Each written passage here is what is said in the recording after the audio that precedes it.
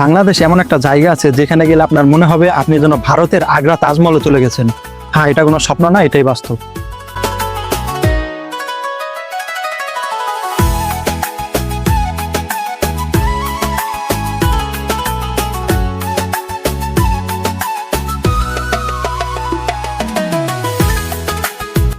ঢাকার কাছে নারায়ণগঞ্জ জেলার সোনারগাঁও উপজেলার প্যারাবো গ্রামে এই তাজমহলটি অবস্থিত, যাকে বলা হয় বাংলা তাজমহল। এই তাজমহলটি নির্মাণ করেছিলেন বাংলাদেশের একজন চলচ্চিত্র নির্মাতা আহসানুল্লাহ মনি। তিনি চেয়েছিলেন বাংলার মানুষকে ভারতের আগ্রা তাজমহলের সৌন্দর্য উপহার দিতে।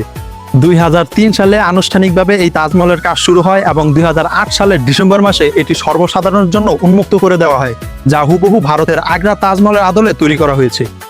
তিনটি গোলাপ লাল হলুদ সাদা এনে তাকে দিতে চাই, একবার আসুক সে।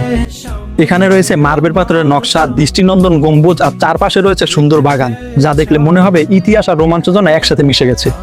এখানে অনেকে আসে ছবি তুলতে, ভিডিও করতে আর ভিন্ন রকমের অভিজ্ঞতা নিতে। বিশেষ করে যারা ভারতের আগ্রা তাজমহল দেখতে যেতে পারেন না কিন্তু দেখতে যেতে চান, তাদের জন্য এটা যেন এক টুকরো স্বর্গ। দূরে না গিয়েও যদি বিশ্ববিখ্যাত সৌন্দর্য অনুভব করা যায় তাহলে বুঝতে হবে সৌন্দর্য শুধু চোখে না, অনুভূতিতেও থাকে।